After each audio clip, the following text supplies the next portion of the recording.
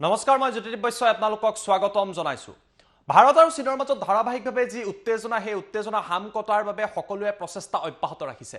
সামৰিক পৰ্যায়ত আলোচনা হৈছে, কূটনৈতিক পৰ্যায়ত আলোচনা হৈছে, কিন্তু চীনক কোনো কাৰণতেই যে বিশ্বাস কৰিব নোৱাৰি সেই কথা ভাৰতে জানে, আৰু সেইবাবেই দেশৰ প্ৰতিৰক্ষা মন্ত্ৰীয়ে আজি লাডাখত গৈ কেইবাটাও মন্তব্য কৰিছে আৰু স্পষ্টভাৱে চীনক আজি আল্টিমেটাম দিছে ৰাজনাথ সিঙে। ৰাজনাথ সিঙে নিজৰ ভাষণত উল্লেখ কৰিছে ভাৰত চীনৰ মাজত আলোচনা চলি আছে, কিন্তু এই আলোচনাক লৈ কোনো ধৰণৰ নিশ্চয়তা বা গ্যাৰান্টি দিব নোৱাৰি যে আলোচনা কোন পৰ্যায়লৈ যাব, সেই কথা প্ৰতিৰক্ষা মন্ত্ৰীগৰাকীয়ে উল্লেখ কৰিছে। এই মুহূৰ্তত সেই ব্ৰেকিং নিউজটো আমি টাইম 8ৰ দৰ্শকক জনাই আছো। লাডাখত গৈ চীনক এক প্ৰকাৰৰ হুংকাৰ দিছে প্ৰতিৰক্ষা মন্ত্ৰী ৰাজনাথ সিঙে। আজি লেহ আৰু লাডাখত প্ৰতিৰক্ষা মন্ত্ৰী উপস্থিত হৈছিলে। প্ৰতিৰক্ষা মন্ত্ৰীয়ে সেনা বাহিনীৰ যুদ্ধাভ্যাসো আজি দেখে। ভাৰতীয় সেনা আৰু ITBPৰ জোৱানৰ সৈতে আলোচনাটো মিলিত হয় প্ৰতিৰক্ষা মন্ত্ৰী। আজি ৰাজনাথ সিং যেতিয়া লাডাখলৈ গ'ল তেতিয়া তেওঁ কেইবাটাও কথা উল্লেখ কৰিছে। ৰাজনাথ সিঙে কৈছে চীনৰ লগত ভাৰতৰ আলোচনা চলি আছে, কিন্তু এই আলোচনা কিমান দূৰলৈ যাব বা আলোচনা কিমান সফল হ'ব তাৰ নিশ্চয়তা দিব নোৱাৰি, অৰ্থাৎ চীনক কেতিয়াও বিশ্বাস কৰিব নোৱাৰি। সেই কথাই আজি স্পষ্টভাৱে ৰাজনাথ সিঙে কৈছে। ভাৰতৰ 1 ইঞ্চি ভূমিও যদি কোনো ৰাষ্ট্ৰই ইয়াৰ ওপৰত চকু দিয়ে, ইয়াক প্ৰত্যুত্তৰ দিবলৈ ভাৰত সদায় সাজু হৈ আছে। প্ৰতিগৰাকী ভাৰতীয় সেনাৰ সন্মুখত লাডাখ সীমান্তত নিয়োজিত হৈ থকা ভাৰতীয় সেনাৰ সন্মুখত এই কথা আজি ৰাজনাথ সিঙে উল্লেখ কৰিছে। লাডাখ সীমান্তৰ পৰাই চীনক স্পষ্টভাৱে এটা কথা আজি প্ৰতিৰক্ষা মন্ত্ৰীৰ তৰফৰ পৰা কৈ দিয়া হৈছে, ভাৰতীয় সেনাৰ তৰফৰ পৰা কৈ দিয়া হৈছে, যদিহে চীনে বাৰে বাৰে কোনো ধৰণৰ অত্যুৎসাহ কৰে তাৰ প্ৰত্যুত্তৰ ভাৰতে প্ৰদান কৰিব।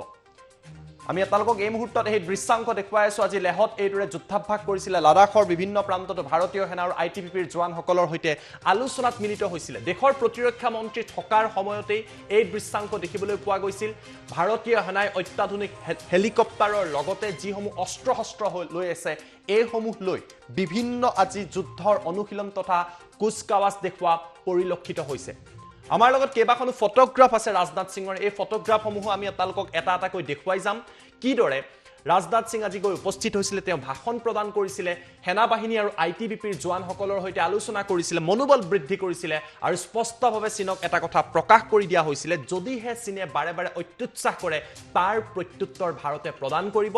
ইয়াৰ বাবে ভাৰতীয় সেনা প্ৰতিটো মুহূৰ্ততেই সাজু হৈ আছে, আৰু তাৰে প্ৰতিচ্ছবি আজি দেখিবলৈ পোৱা গৈছিলে লেহ আৰু লাডাখ সীমান্তত। এইদৰে হাতত অস্ত্ৰ লৈ ৰাজনাথ সিঙক দেখিবলৈ পোৱা গৈছিলে। ভাৰতীয় সেনা বিষয়াসকলৰ সৈতে জোৱানসকলৰ সৈতেও তেওঁ আলোচনাত মিলিত হৈছিলে, আৰু লেহত ভাৰতৰ সৈন্যই আজি শক্তি প্ৰদৰ্শন কৰিছিলে। এই দৃশ্য আমি আপোনালোকক দেখুৱাম। লেহত কিদৰে ভাৰতীয় সৈন্যই অত্যাধুনিক হেলিকপ্টাৰ, অস্ত্ৰ শস্ত্ৰ, টেংক, পেৰাট্ৰুপাৰ্ছ আদিয়ে শক্তি দেখুৱাইছিলে, আৰু এটা কথা স্পষ্ট কৰি চীনক কৈ দিছিলে, যদি লেহ লাডাখ সীমান্তত ভাৰতে শক্তি দেখুৱাব পাৰে আৰু চীনে যদি অত্যুৎসাহ দেখুৱায় তাৰ প্ৰত্যুত্তৰ দিবলৈ এইদৰে যাতে ভাৰতীয় সেনা সাজু হৈ আছে তাৰে দৃশ্যপট দেখিবলৈ পোৱা গৈছে। স্পেচিয়েল ফ'ৰ্চ নাইবা পেৰাট্ৰুপাৰ্ছ এইসকল ভাৰতীয় সেনা বাহিনীৰ, তেওঁলোকক SF বুলি কোৱা হয়।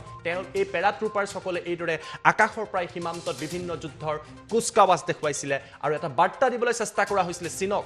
আলোচনা ভাৰতে কৰি আছে, কিন্তু চীনক ভাৰতে কেতিয়াও বিশ্বাস নকৰে, আৰু সীমান্তত ভাৰতে এতিয়া চীনক প্ৰতিহত কৰিবলৈ শক্তি যে বৃদ্ধি কৰিছে তাৰো নিদৰ্শন আজি ভাৰতীয় সেনা, বায়ু সেনাই স্পষ্টভাৱে প্ৰকাশ কৰিছে।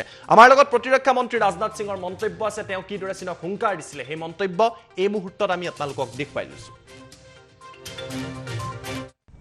इस समय सीमा के विवाद को सुलझाने के लिए बातचीत का दौर चल रहा है।